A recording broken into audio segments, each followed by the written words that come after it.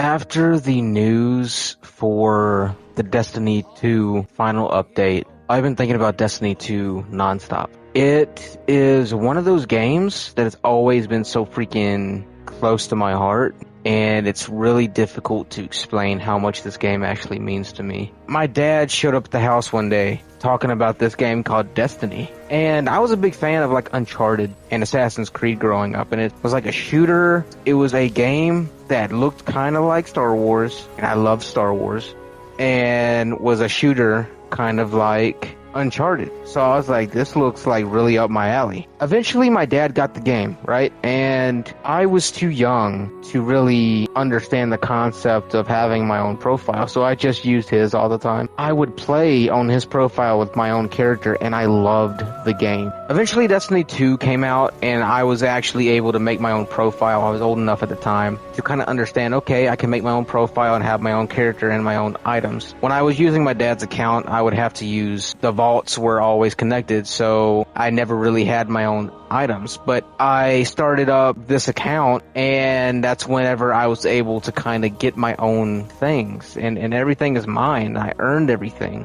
and that's just so special to me. Like this hand cannon, this Ace of Spades in my hand, I've had since I was like 15, dude, and I earned this gun. I didn't just buy it. I went and I did the story, I did Forsaken, the campaign, and I got this gun. But yeah, after I was able to kind of get my own profile, that's when the real fun started to begin. I was able to play with other people more often. I was also able to play with my father for the first time, really. That's when it became really fun. But after I heard about the final update for Destiny 2, I was so upset.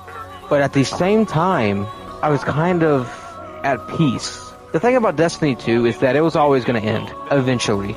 It wasn't going to last forever, and it had to end at some point. It wasn't going to go on for our entire lives. And the sad thing is, I grew up on this game with my dad, and I grew up on this game with my community. It's such a special game, and it's so sad to see it go. But at the same time, you gotta think, all of the things that we have gone through together, all of the stories we have encountered together, all of the bosses we have beaten, all of the nightfalls, all of the strikes, everything we have done together will never be forgotten. It is special to a lot of us. And the thing about it is, like, a lot of the story campaigns are no longer able to be played now. And the thing about that is now they only rest in our memory. Only the people that were there understand what it was like when the campaigns were out. Unfortunately, if you were a player who got into the game after Forsaken was taken off, you were never given the ability to play Forsaken, and that is so tragic. But at the same time, it makes it special for the people who were able to play it. Don't get me wrong, I think they should make a specific game where you can go back and play the old campaigns. But all I am saying is that it's just special, and that's just hard to come by these days.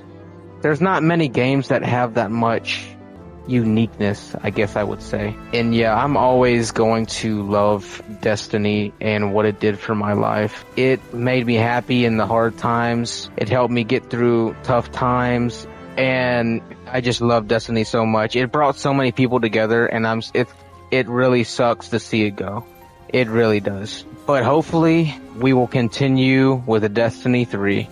Now, the state of play is tomorrow, June 2nd, and we might get lucky. We might get a reveal for a Destiny 3, but we will see, guys. Let's jump on here June 9th, guys, and enjoy one last server crash. And yeah, let's just go out with a bang, guys. If you like the video, guys, please drop a like, drop a subscribe. It's greatly appreciated, and bye-bye.